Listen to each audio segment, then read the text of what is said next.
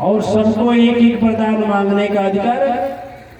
पहले सोची बड़ा बढ़िया है, हम अपने आप को 18 वर्ष की मांग लूंगी। मन में सोची, उसका पति बोला ठीक है हम महल मांग लेंगे। बच्चा सोचा हम अपने लिए संतान मांग लेंगे, ठीक है। पहले भगवान उस वृद्ध माता से पूछा जिसकी उम्र 70-75 का था, बोला क्या चाहिए। भगवान से बोली बुढ़िया, करती हूँ विनती है नाथ सुनो, चरणों में शीश झुकाता है दाता, 16 वर्ष की सुंदरी बना दे, जिसको देखकर मोहे तीनों लोग की माता। कहा हमें 16 से 18 वर्ष की ऐसा सुंदरी बना दीजिए कि तीनों लोग देखकर क्या हो जाए, मुग्ध हो जाए। भगवान को क्या करना था। भगवान हाथ उठाए, बोले एवं अस्तु, जाओ ऐसा ही होगा।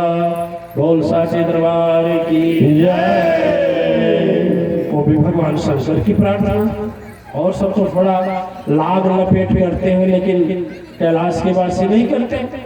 और जब बोले तो कितने वर्ष की हो गई, 18 वर्ष। 18 वर्ष सुंदरी हो गई, वो भी सुंदरी हो गई। और वो जो 80 साल वाला था, बोलिए वह नहीं हुआ। और जो अपने शीशा में मुंह देखा था, कहा बुढ़िया सुंदरी हो गई, हम भगवान बोले अरे तू भी मांग लेना जो मांगना चाहे। भगवान बोले तुम भी मांग लेना जो मांगना चाहे। क्या चाहिए। अब उसका क्रोध 7वें आसमान पर हो गया, बौखला गया। कौन बौखला, बुढ़वा। अब बुढ़वा उठाया डंडा। भगवान बोले अभी नहीं रुक। कहा नहीं, इसको भोंक दे मुंह में, तोड़ देता हाथ इसका। 20 वर्ष की सुंदरी बनकर हमको चिढ़ा रही है। भगवान बोले देखो भाई, हमारे रहने पर मार झगड़ा मत करो, हम चले जाएंगे तो कर लेना। तो कहे हमको वरदान नहीं मिलेगा। भगवान बोले बिल्कुल मिलेगा। तो कहे वरदान दीजिए मामा। तो बोला मैं कहता हूँ बार बार, हे प्रभु और विनती सुन लीजिए, इस सुंदरी को इसी समय क्षण में किया कर दीजिए। बोल साचे दरबार की जय। बोले सद्गुरु चरण की। मांगना क्या था, मांगना क्या था, महल सोना चांदी हीरा जवाहरात। और जो बोला कुतिया कर दीजिए, वो तो कुत्ते को भो शुरू कर दिया। बुढ़वा को दौड़ाने लगी, बुढ़वा भागने लगा। बुढ़वा कहाँ भाग पाएगा, गिरता था फिर दौड़ाता था। और वो देखा किसकी पारी आई, लड़के की पारी आई, चरणों में गिर गया।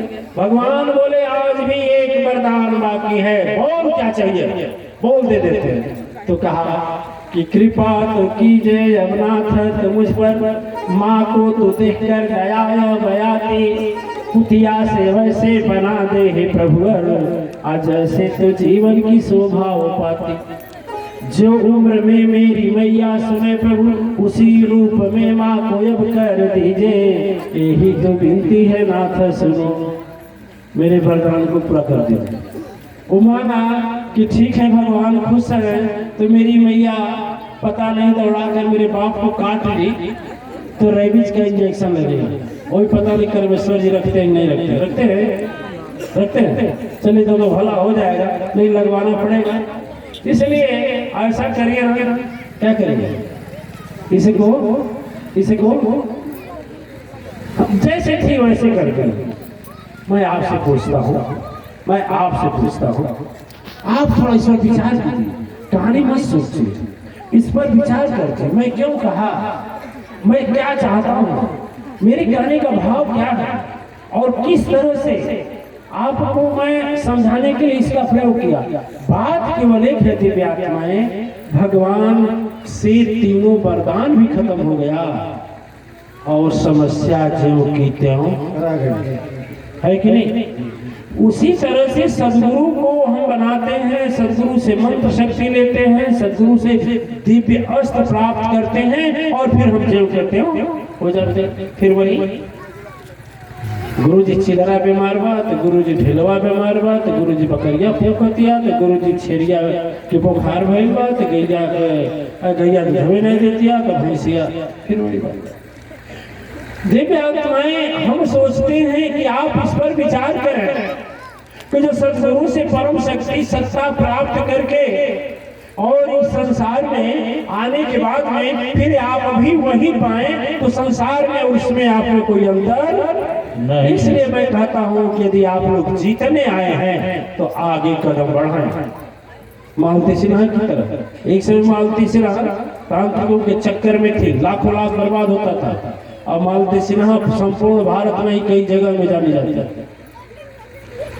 सत्य महाप्रभु की तरह, सुखदेव जी महाराज की तरह, दिव्यानंद की तरह, इस तरह से आप लोग अपने जीवन में ज्वलंत करें और जीतने का कार्य करें। यदि ऐसा नहीं करेंगे तो वही देवताओं की हाल होगी। देवताओं की हाल क्या होगी? देवता लोग स्वर्ग को जाते हैं और जैसे पुण्य कर्म भोग लेते हैं फिर धरती पर। अरे दिव्यात्माएं, मैं पूछता हूँ आपसे, पता है क्या कि शरीर छोड़ने के बाद कहाँ भेज दिए जाओगे? पता है? कुत्ता बना दिया गया तो, बैल बना दिया गया तो, केकड़ा बना दिया गया तो, हंस बना दिया गया तो, मिर्गा बना दिया गया तो, देखिए कुछ भी बना दिया गया तो उसमें आप कुछ कर नहीं। इसलिए अपना जो भी है सुख या दुख बस किसके हवाले छोड़ो, किसके हवाले? दिल से छोड़ो यार, विश्वास से छोड़ो। विश्वास जब होगा ना, विश्वास होगा ना तो स्वयं धरा नहीं अंबर तक गिर जाएगा। विश्वास होना चाहिए। आप लोग बहुत हम दृष्टांत बताया, एक सच्ची घटना बताते। हमारे पिताजी तो शरीर में नहीं है लेकिन हमको बताते थे। हमको नहीं, वो ऐसे गांव के बच्चों को बुला लेते थे, 8, 10, 20, 25, 50 और जो उनको आता था बताते थे। उस समय हमारे उम्र 6 या 7 की रही होगी। तो एक उन्होंने दृष्टांत बताया, सच्चा बताता आपसे।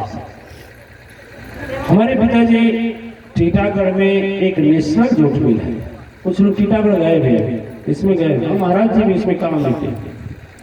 तो उसमें नेशनल नेशनल से नेशनल, तो वहां पर वो सर्विस करते थे। तो एक दरबान साहब थे, दरबान बड़े अच्छे भक्त थे। किसके? मां शक्ति के। जब वो भजन करते थे या पूजा करते थे ना तो फूल नहीं चढ़ाते थे। यदि अगरबत्ती जलाते थे तो अगरबत्ती जलाने के पहले हाथ नहीं हिलता था, आंख से आंसू चलने लगता था। एक ही शब्द उनके हृदय में आता था, तू हरे भरोसे मोर बोझला नेवारिया, तू हरे भरोसे मोर बोझला नेवारिया, तो हरे भरोसे पार करी दया